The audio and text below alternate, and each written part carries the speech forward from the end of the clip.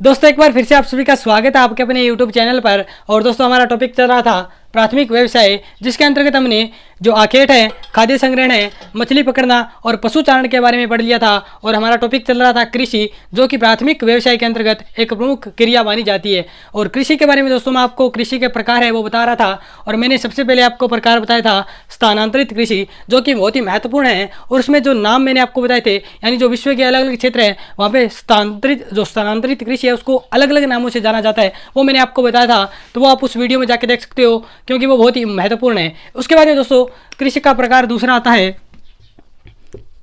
हम पढ़ रहे थे कृषि के प्रकार, और कृषि के प्रकार में हमने पहला प्रकार पढ़ा था स्थानांतरित कृषि, और दूसरा हम पढ़ेंगे आदिम स्थायी कृषि।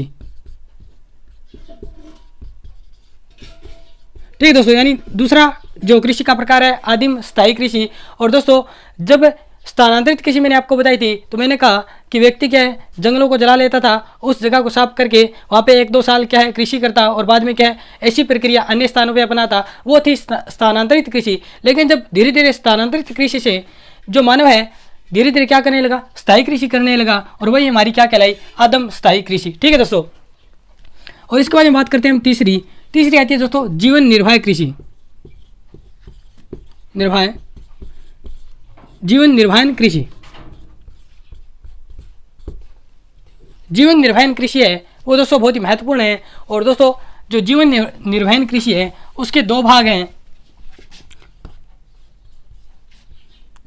और दोस्तों पहले मैं आपको बता दूं कि जीवन निर्वाह कृषि है वो कहाँ पे की जाती है, तो एशिया के जो मानसूनी क्षेत्र हैं, एशिया के जो मानसूनी जलवायु वाले क्षेत्र हैं वहाँ पे क्या है, एशिया के मानसूनी जलवायु वाले क्षेत्र,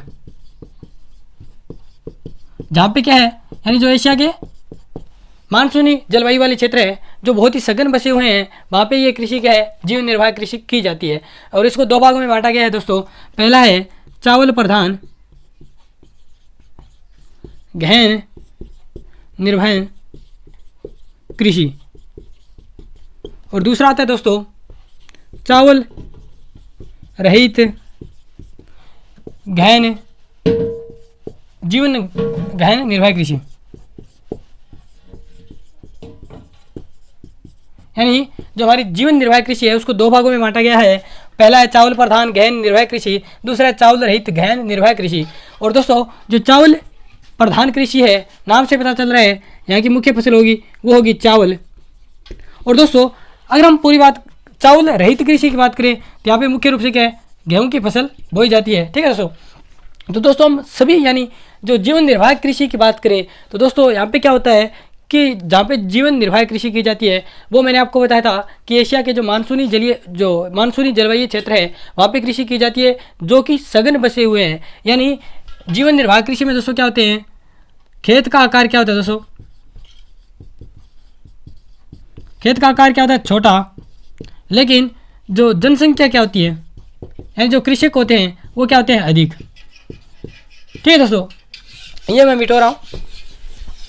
यानी जो जीवन निर्वाह कृषि है वहाँ पे खेत का आकार होगा छोटा और जनसंख्या दबाव है वो अधिक होगा, यानी जनसंख्या अधिक होगी, यानी जो कृषि करने वाले लोग हैं वो अधिक होंगे। तो दोस्तों जब खेत का आकार छोटा होगा तो प्रति इकाई उपज कितनी होगी, यानी प्रति इकाई उपज या उत्पादन क्या होगा, अधिक होगा। ठीक है दोस्तों, और जनसंख्या का दबाव अधिक है, यानी कृषक जनसंख्या अधिक है।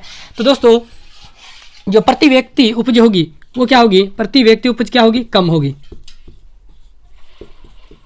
ठीक है दोस्तों, ये दोनों बात आपको याद रखनी है। यानी जीवन निर्वाह कृषि में क्या होता है, खेत का आकार बहुत ही छोटा होता है। जब खेत का आकार छोटा होगा तो उसमें क्या है, ज़्यादा फसलें बोई जाएगी, और इसी प्रकार उस निश्चित एरिया का जो खेत है उसमें क्या होगा, उत्पादन है वो अधिक होगा। तो इस प्रकार हम कह सकते हैं कि यहाँ पे खेत का आकार छोटा होगा, कहाँ पे, जहाँ पे जीवन निर्वाह कृषि होगी, और वहाँ पे प्रति इकाई उत्पादन है वो अधिक होगा। जबकि वहाँ पे जनसंख्या का दबाव बहुत अधिक रहता है, तो वहाँ पे क्या होगा, प्रति व्यक्ति उपज है वो क्या होगी, कम होगी। ठीक है दोस्तों, अब हम बात करते हैं चौथी जो कृषि का प्रकार है वो देखते हैं, और उसका नाम आता है विस्तृत वाणिज्य अनाज कृषि। विस्तृत वाणिज्यिक अनाज कृषि। दोस्तों नाम से पता चल रहा है कि विस्तृत वाणिज्यिक यानी व्यापार की दृष्टि से की जाएगी और बड़े क्षेत्र पे जो कृषि की जाएगी वो आएगी विस्तृत वाणिज्यिक अनाज कृषि के अंतर्गत। और दोस्तों इसकी जो मुख्य फसल है यानी जो विस्तृत वाणिज्य अनाज कृषि है उसकी मुख्य फसल होगी गेहूँ। ठीक है दोस्तों, और ये लगभग जो विश्व के मध्य अक्षांशीय क्षेत्र है वहाँ पे की जाती है। ठीक है दोस्तों, और दोस्तों एक बात और मैं आपको बता दूं, जैसे हमने जीवन निर्वाह कृषि में अभी पढ़ा था कि प्रति व्यक्ति जो उपज है वो क्या होती है, कम होती है, जबकि प्रति इकाई उत्पादन है वो क्या होता है, अधिक होता है। इसमें देखिए दोस्तों, इसमें क्या होगा, खेत का आकार क्या होगा, खेत का आकार क्या होगा, बड़ा, यानी उल्टा होगा जीवन निर्वाह कृषि का, जबकि जनसंख्या क्या होगी, जनसंख्या क्या होगी, कम। ठीक है दोस्तों, जब जनसंख्या कम होगी तो यानी प्रति व्यक्ति, तो जनसंख्या कम होगी तो दोस्तों प्रति व्यक्ति या प्रति व्यक्ति जो उपज है वो क्या होगी, अधिक होगी। ठीक है दोस्तों, और खेत का आकार बड़ा है और जो फसल होगी यानी उत्पादन होगा वो क्या होगा, प्रति हेक्टर उत्पादन कम। यानी दोनों बात दोस्तों बहुत ही महत्वपूर्ण है। यानी जीवन निर्वाह कृषि होती है उसमें खेतों का आकार छोटा होगा, तो दोस्तों खेतों का आकार है छोटा होगा और वहाँ पे जनसंख्या अधिक है तो वहाँ पे गहन कृषि की जाएगी, यानी उस क्षेत्र में बहुत अधिक कृषि की जाएगी। यानी कोई भी जो निश्चित खेत है तो उसमें क्या होगा, जब निश्चित खेत में बहुत ही अधिक फसलें ली जाएगी यानी कृषि बहुत अधिक गहन होगी, वहाँ पे जोतों की जो दूरी है बहुत ही कम होगी, तो वहाँ पे क्या होगा दोस्तों, प्रति व्यक्ति जो उपज है वो क्या होगी, अधिक होगी। लेकिन जब हम बात करें विस्तृत वाणिज्य कृषि की, यहाँ पे खेत का आकार बहुत बड़ा है तो दोस्तों यहाँ पे ऑटोमेटिकली क्या होगा, प्रति हेक्टेयर जो उपज है वो कम होगी, जबकि यहाँ पे जनसंख्या बहुत कम होगी और बड़े खेतों पे क्या है, अनाज बोया जाएगा तो प्रति व्यक्ति उपज है, उत्पादन है वो क्या होगा, अधिक होगा। ठीक है दोस्तों, तो दोस्तों हम बात करेंगे अब विस्तृत वाणिज्यिक अनाज कृषि में जो जो शीतोष्ण कटिबंधीय घास के मैदान है वहाँ पे ये कृषि हमें देखने को मिलती है। और विस्तृत वाणिज्य कृषि है तो दोस्तों ये विश्व के जो विकसित देश हैं वहाँ पे क्या है, ये कृषि की जाती है। ठीक है दोस्तों, तो देखते हैं शीतोष्ण कटिबंधीय घास के मैदान में जो ये कृषि होती है वो कौन कौन सी है। दोस्तों मैंने कल भी आपको बताया था। ठीक है दोस्तों, फिर से बता देता हूँ, शीतोष्ण कटिबंधीय घास के मैदान यानी जो विस्तृत वाणिज्य कृषि है वो शीतोष्ण कटिबंधीय घास के मैदान यानी जो शीतोष्ण कटिबंधीय घास के मैदान हैं वहाँ पे क्या है, विस्तृत वाणिज्यिक अनाज कृषि की जाती है। और विश्व के जो शीतोष्ण कटिबंधीय घास के मैदानों में कौन कौन से आते हैं उससे पहले मैं आपको बता दूं दोस्तों कि विश्व में 2 प्रकार के घास के मैदान हैं, उष्ण कटिबंधीय घास के मैदान और शीतोष्ण कटिबंधीय घास के मैदान। तो दोस्तों अगर हम बात करें विस्तृत वाणिज्य कृषि की तो विस्तृत वाणिज्य कृषि है वो शीतोष्ण कटिबंधीय घास के मैदानों में की जाती है। तो कौन कौन से घास के मैदान हैं, जैसे यूरेशिया यानी यूरोप और एशिया का जो भाग है उसको बोलते हैं यूरेशिया, और यूरेशिया में एक घास का मैदान है उसे बोलते हैं स्टेपीज। और ये कैसा घास का मैदान है, तो ये शीतोष्ण कटिबंधीय घास का मैदान है। उसके बाद दोस्तों नाम आता है अफ्रीका महाद्वीप है, और अफ्रीका महाद्वीप का दोस्तों एक देश है दक्षिणी अफ्रीका, और इसमें जो घास के मैदान पाए जाते हैं उन्हें बोलते हैं वेल्ड्स। ठीक है दोस्तों, इसके अलावा अगर हम बात करें ऑस्ट्रेलिया में घास के मैदान पाए जाते हैं उन्हें बोलते हैं डाउन्स। और इसी ऑस्ट्रेलिया के नज़दीक का एक और देश पड़ता है न्यूजीलैंड, और न्यूजीलैंड में जो घास के मैदान पाए जाते हैं उन्हें बोलते हैं कैंटरबरी। ठीक है दोस्तों, इसके अलावा अगर हम बात करें अर्जेंटीना जो कि क्या है, दक्षिणी अमेरिका महाद्वीप का क्या एक देश है, और यहाँ पे जो घास के मैदान पाए जाते हैं वो पंपास। ठीक है दोस्तों, और ये कैसे घास के मैदान है, सभी शीतोष्ण कटिबंधीय घास के मैदान, और यहाँ पे क्या की जाती है, विस्तृत वाणिज्यिक अनाज कृषि। और इसके अलावा एक नाम और है या प्रेरीज घास के मैदान, दोस्तों ये है यूएसए और कनाडा। ठीक है दोस्तों, प्रेरीज घास के मैदान। तो दोस्तों जो सभी आपको घास के मैदान दिख रहे हैं यहाँ पे क्या है, विस्तृत वाणिज्यिक कृषि की जाती है, विस्तृत वाणिज्यिक अनाज कृषि की जाती है। ठीक है दोस्तों, इसके बाद में दोस्तों हमारा आता है बहुत ही महत्वपूर्ण एक चीज़, उसका नाम है, जो महत्वपूर्ण कृषि का प्रकार उसका नाम है रोपण कृषि। रोपण या हम कह सकते हैं बागाती कृषि।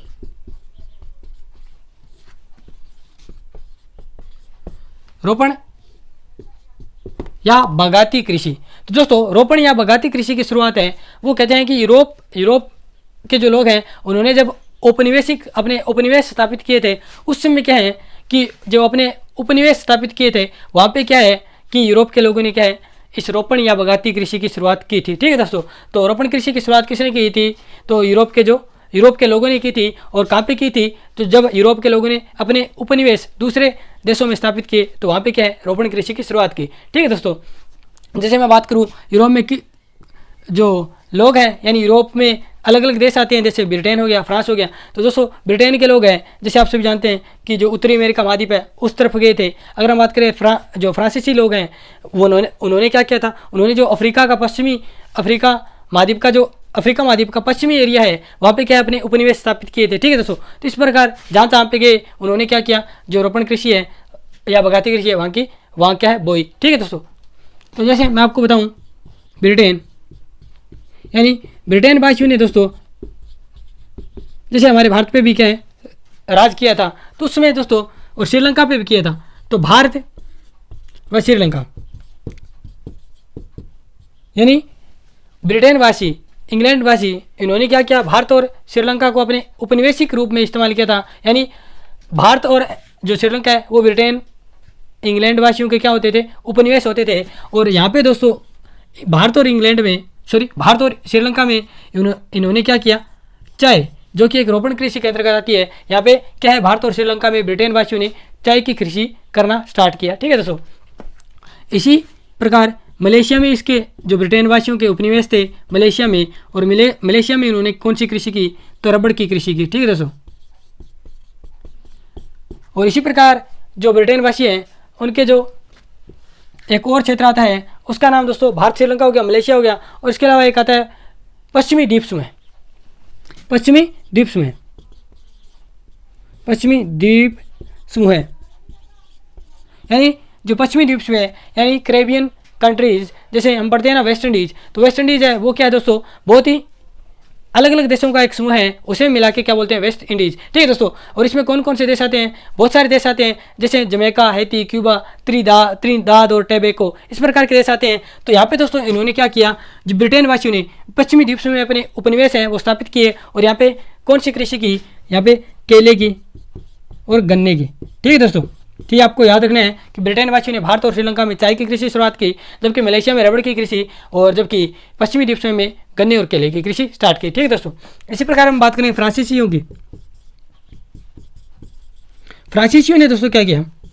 फ्रांसीसियों ने क्या किया दोस्तों? अपने उपनिवेश हैं वो पश्चिमी अफ्रीका महाद्वीप पे क्या स्थापित किए, और पश्चिमी अफ्रीका महाद्वीप में क्या किया? उन्होंने कॉफ़ी के क्या है बगान लगाए, कॉफ़ी या जिसे हम कहवा बोलते हैं।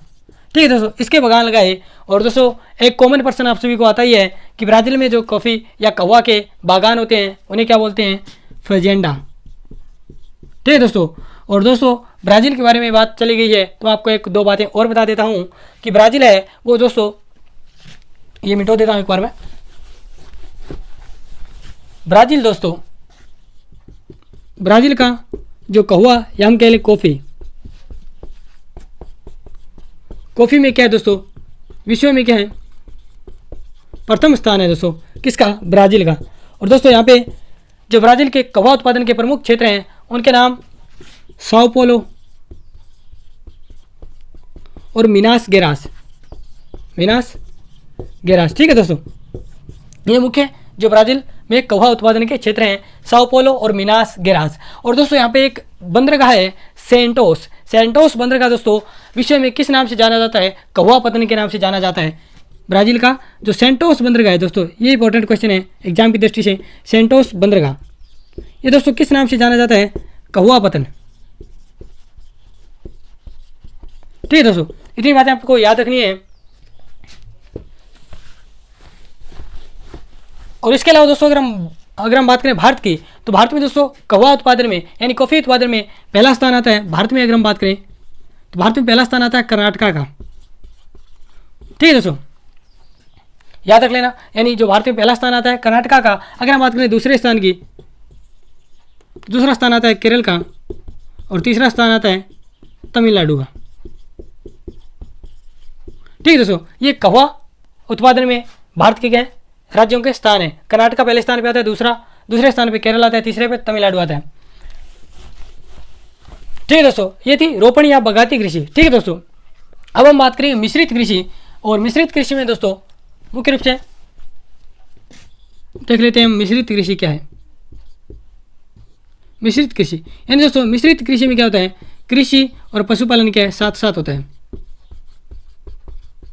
ठीक है दोस्तों, ये हमारी होती है मिश्रित कृषि। इसके बाद में दोस्तों नाम आता है हमारा, मिश्रित कृषि के बाद में नाम आता है हमारा जो ट्रक फार्मिंग, बहुत ही महत्वपूर्ण है दोस्तों। ट्रक फार्मिंग या जिसे हम बोलते हैं ट्रक कृषि। ट्रक फार्मिंग दोस्तों, ट्रक फार्मिंग का मतलब है, ट्रक फार्मिंग या ट्रक कृषि का संबंध किससे है, तो दोस्तों ये सब्जी उत्पादन से है। बहुत ही महत्वपूर्ण है दोस्तों, सब्जी उत्पादन से संबंध किसका है, ट्रक कृषि का। या हम कह सकते हैं ट्रक कृषि का संबंध किससे है, तो दोस्तों याद रख लेना सब्जी उत्पादन से है। और ट्रक फार्मिंग की शुरुआत है दोस्तों वो यूएसए से हुई थी, यूएसए से। ठीक है दोस्तों, यानी अमेरिका से हुई थी, संयुक्त राज्य अमेरिका से क्या है ट्रक जो फार्मिंग है उसकी शुरुआत हुई थी। और ट्रक फार्मिंग का संबंध है वो सब्जी उत्पादन से है। और दोस्तों इसमें क्या होता है कि जो बाजार होते हैं उनके ही नज़दीक क्या है, जो क्या है सब्जी उगाई जाती है और उनको क्या है वहाँ से सब्जी उगाई, उसके बाद में क्या है ट्रकों में भरा और क्या है निकट जो बाजार होते हैं उनमें क्या है पहुँचा दिया जाता है। इसी कारण इन्हें क्या कहते हैं, ट्रक फार्मिंग कहते हैं। ठीक है दोस्तों, इसी प्रकार दोस्तों एक आती है अलग कृषि है, वो मैं आपको बता दूं सामूहिक कृषि। सामूहिक कृषि तो दोस्तों सामूहिक कृषि है, इसमें लोग मिलकर क्या है कृषि करते हैं। और इसकी शुरुआत है वो रशिया में हुई थी, यानी रूस में हुई थी। और दोस्तों सामूहिक कृषि को रशिया में क्या कहते हैं, कोल खयोज, कोल खयोज। ठीक है दोस्तों, ये बात आपको याद रखनी है कि सामूहिक कृषि की शुरुआत है रशिया में हुई थी और रशिया में इसको कोल खयोज कहते हैं। ठीक है दोस्तों, इसी प्रकार जैसे मैंने आपको बताया था ट्रक फार्मिंग की शुरुआत है वो यूएसए से हुई थी, इसी प्रकार सामूहिक कृषि की शुरुआत है वो रशिया से हुई थी और रशिया में इसको क्या बोलते हैं, कोल खयोज। ठीक है दोस्तों, अब हम बात करते हैं दोस्तों जो हमारी दुग्ध कृषि या डेयरी कृषि बोलते हैं, दुग्ध कृषि या डेयरी कृषि। तो दोस्तों अगर बात आए दूध उत्पादन, तो दोस्तों भारत का नाम सबसे पहले आता है विश्व में। सबसे ज़्यादा दूध उत्पादन कौन करता है विश्व में, तो भारत। ठीक है दोस्तों, याद रख लेना कि सबसे ज़्यादा दूध उत्पादन कौन करता है विश्व में, तो भारत करता है। ठीक है दोस्तों, अगर हम बात करें विश्व में जो क्षेत्र हैं दुग्ध उत्पादन के, विश्व क्षेत्र, तो दोस्तों पहला क्षेत्र आता है सबसे बड़ा। अगर हम बात करें दुग्ध या डेयरी कृषि का जो सबसे बड़ा क्षेत्र है वो आता है उत्तरी पश्चिमी यूरोप, उत्तरी पश्चिमी यूरोपियन क्षेत्र। ये क्या है, सबसे बड़ा क्षेत्र है दोस्तों।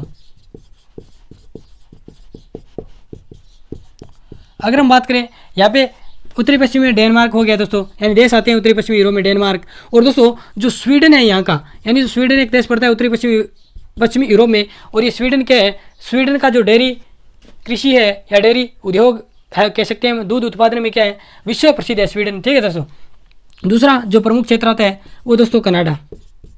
ये क्या है, दूसरा बड़ा क्षेत्र है दोस्तों विश्व में, किसका, डेयरी कृषि का या दुग्ध कृषि का। ठीक है दोस्तों, दूसरा बड़ा क्षेत्र। इसके बाद दोस्तों तीसरा क्षेत्र आता है, उसमें दोस्तों जैसे अलग अलग नाम है, जैसे तस्मानिया द्वीप हो गया। इसके अलावा अगर हम बात करें दक्षिणी पूर्वी ऑस्ट्रेलिया हो गया। ठीक है दोस्तों, न्यूजीलैंड हो गया,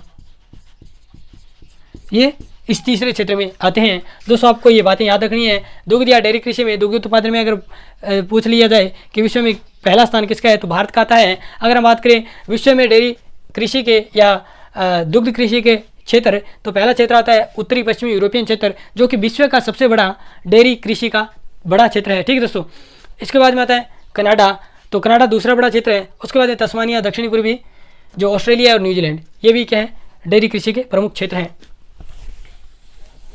अब दोस्तों बात करेंगे फलोदान कृषि।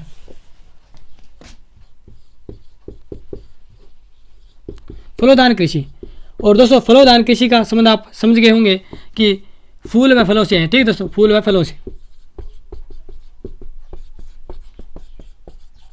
यानी जो हमारी फलोदान कृषि है उसका संबंध क्या है, फूल और फलों से है। ठीक है दोस्तों, तो इसमें दोस्तों आता है फूल नाम। तो विश्व में फूल उत्पादन में अगर नाम आए तो दोस्तों नाम आता है नीदरलैंड का।